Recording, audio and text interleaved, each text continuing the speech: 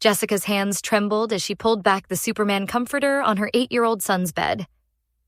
There, nestled between the pillow and the headboard where small fingers reached every morning, sat another vape device, sleek, metallic, and deadly. Her stomach dropped like a stone thrown into dark water. This was the 4th time this month. She closed her eyes and took a shaking breath, trying to calm the rage and terror warring inside her chest. Her 6-year-old daughter was in the next room, singing to her stuffed animals, blissfully unaware that danger had been sleeping inches from her brother's face. Again, her ex-husband, David, had always been careless. That's not why their marriage ended, but it hadn't helped. Still, she'd never imagined his recklessness would extend to their children's safety. Not after what happened to him. Not after the accident that should have changed everything. Jessica would never forget the phone call from the hospital 2 years ago. David's voice had been weak, trembling with pain and shock. A vape device had exploded in his pocket while he was at work. The lithium battery had overheated, ignited, and detonated with enough force to shred his jeans and burn through layers of skin. She'd rushed to the emergency room to find him on a gurney, his leg wrapped in temporary dressings, his face pale and sweating. The burns had been severe 3rd degree in some places. He'd needed skin grafts, multiple surgeries where doctors carefully harvested healthy skin from his thigh and transplanted it to cover the damaged areas. She'd visited him during recovery, watching him wince with every movement, listening to him describe the excruciating pain that woke him at night. He'd shown her the scars later. Puckered, discolored patches that would mark his body forever. A permanent reminder of how quickly a simple device could become a weapon. "I'll never touch one of these again." He'd sworn to her then, his eyes haunted by the memory of flames against his skin. But addiction is a cruel master.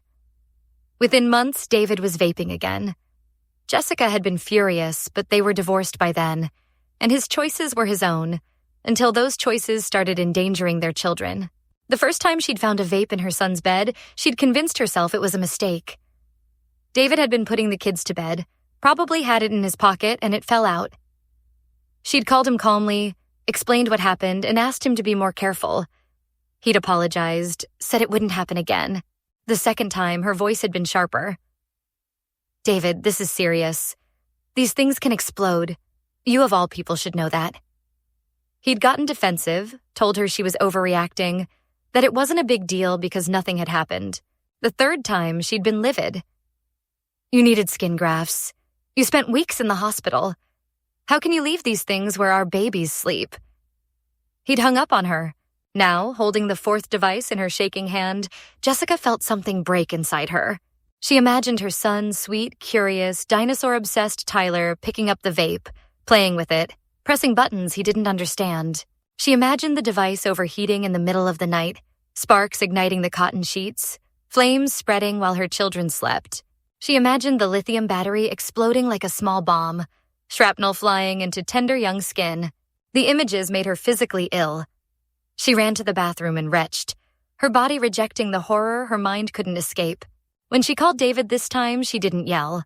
Her voice was cold, controlled, sharp as a surgical blade. "I found another vape in Tyler's bed. This stops now or I'm documenting everything and going back to court." His response shocked her into silence. "Are you serious right now?"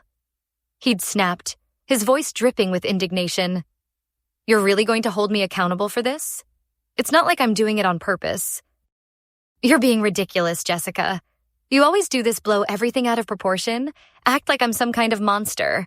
The kids are fine. Nothing has happened. You need to let this go. Let it go." Let go of the fact that explosive devices were being left in her children's beds. Let go of the fact that her ex-husband, who bore permanent scars from a vape explosion, saw nothing wrong with his negligence. Let go of her maternal instinct to protect her babies from preventable danger. Jessica looked at the vape in her hand, then at the doorway where her daughter's singing drifted through like sunshine. Tyler's laughter echoed from downstairs where he was building with blocks. They were so small, so trusting, so vulnerable. They depended on the adults in their lives to keep them safe. David thought she was overreacting.